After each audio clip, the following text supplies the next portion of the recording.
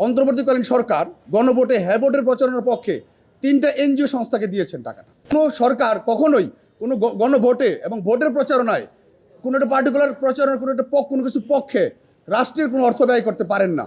অন্তর্বর্তীকালীন সরকার অর্থাৎ interim government গণভোটে ইয়েস অর্থাৎ হ্যাঁ ভোটের পক্ষে প্রচারণায় সারা বাংলাদেশে এক প্রচারণার জন্য কিছু টাকা ব্যয় করেছেন।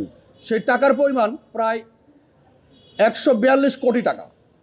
এর বাইরেও আমরা সংবাদপত্রের মাধ্যমে এবং বিভিন্ন মিডিয়ার মাধ্যমে জানতে পেরেছি যে 3,70,00,000 টাকা বাংলাদেশ ব্যাংক এবং বাংলাদেশের বিভিন্ন ব্যাংকে প্রেশার ক্রিয়েট করে অন্তর্বর্তীকালীন সরকার গণভোটে হ্যাঁ ভোটের প্রচারণার পক্ষে 3টা এনজিও সংস্থাকে দিয়েছেন টাকাটা।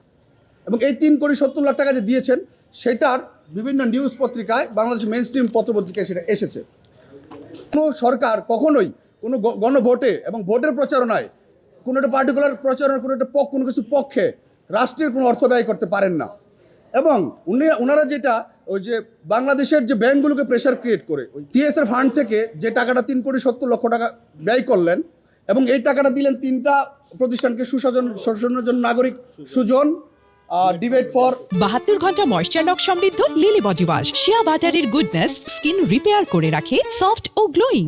ডেমোক্রেসি এবং আরেকটা প্রতিষ্ঠান স্টুডেন্টদের, সেটা ছিল স্যাড। এখন স্যাড যে প্রতিষ্ঠানটা ছিল যখন 3,70,00,000 টাকা দেয় তখন এই প্রতিষ্ঠানটা রেজিস্টার্ড প্রতিষ্ঠানই ছিল না। তড়িঘড়ি করে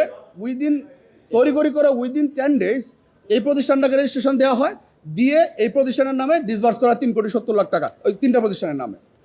আন্ডার হুইচ অথরিটি একটা সরকার কিভাবে একটা রাষ্ট্রের ভোটের প্রচারণায় হ্যাঁ ভোটের পক্ষে কিভাবে এই টাকা ব্যয় করেন এবং রাষ্ট্রের রাজস্ব থেকে রাষ্ট্রের 6টা মন্ত্রণালয় থেকে 142 কোটি টাকা ব্যয় করতে পারেন না।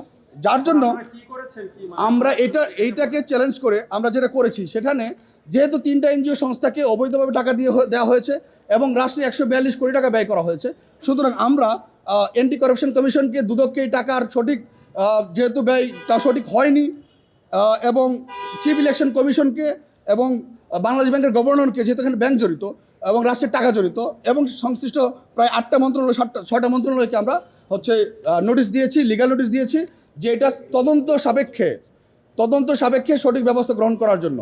ওনারা যদি এটা তদন্ত সাপেক্ষে সঠিক ব্যবস্থা গ্রহণ না করেন, যেহেতু এখন পর্যন্ত করা হয়নি, এখন পর্যন্ত কোনো প্রকার আমরা এই ধরনের তদন্তের উদ্যোগ গ্রহণ দেখতে পাইনি, আমরা মহামান্য হাইকোর্ট বিভাগে আসবো, এসে রিট পিটিশন ফাইল করে এটাকে চ্যালেঞ্জ করব যে আন্ডার হুইচ অথরিটি তারা এই টাকাটা ব্যয় করেছে এবং এই টাকা ব্যয় করতে পারে কিনা। It's an absolute corruption, illegal এবং প্রাইমারি এটা ভয়েড হবে, অবৈধ হবে এবং ইললিগ্যাল হবে।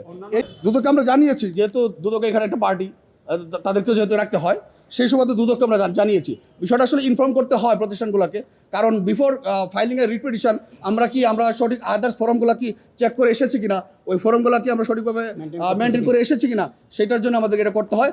আমরা জানি যে এই প্রতিষ্ঠানগুলো সাধারণত অনেক ক্ষেত্রেই এই ইনভেস্টিগেশনগুলো করেন না বা আগ্রহ দেখান না।